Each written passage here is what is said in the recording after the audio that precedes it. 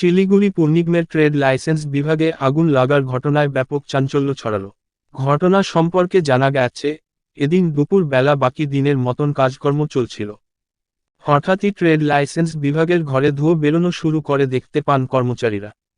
এরপর ঘটনার খবর দেওয়া হয় দমকল বিভাগকে।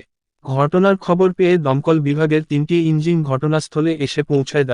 দমকলের 3টি ইঞ্জিন চেষ্টা করবার পরে আগুন নিয়ন্ত্রণে আনার চেষ্টা করে। জানা গেছে ঘন ধোঁয়ার জন্য বেশ কয়েকজন পুরকর্মী অসুস্থ হয়ে পড়েন। অন্যদিকে সেই সময় পুরনিগমের অন্য ঘরে চলছিল মেয়রের মিটিং।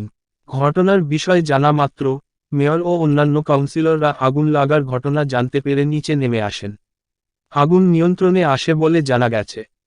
আগুনটা কিভাবে লাগলো সেটা আমি বললাম না প্রথমে, ওটা আমরা বলতে পারবো না। এটা প্রাথমিক অনুমান আপনাদের? সে তো তদন্ত সাপেক্ষ, সেটা আমাদের রাইট নেই, ওটা ফরেনসিক ডিপার্টমেন্ট। এখন কি অবস্থা আছে? এখন আন্ডার কন্ট্রোল ধোয়া আছে, ঠিক আছে। আপনারা তো প্রথমে দেখেছেন, এখন কন্ডিশন দেখুন। এমনি ওখানে তো অসুস্থ হয়েছিল আপনাদের? না না, আমাদের এটা ডিউটি, আমাদের কোনো ব্যাপার না, আমাদের ঠিক হয়ে যাবে।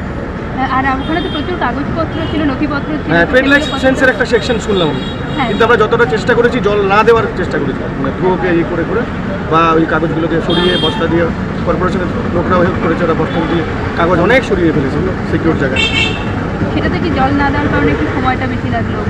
হ্যাঁ, তাতে অসুবিধা নেই, কারণ আমরা তো বুঝতে পেরেছি খালি ধোঁয়া আছে, ওখানে সাধারণ পাবলিক না গেলে আমরা বিএসএফ করে যেতে পারবো।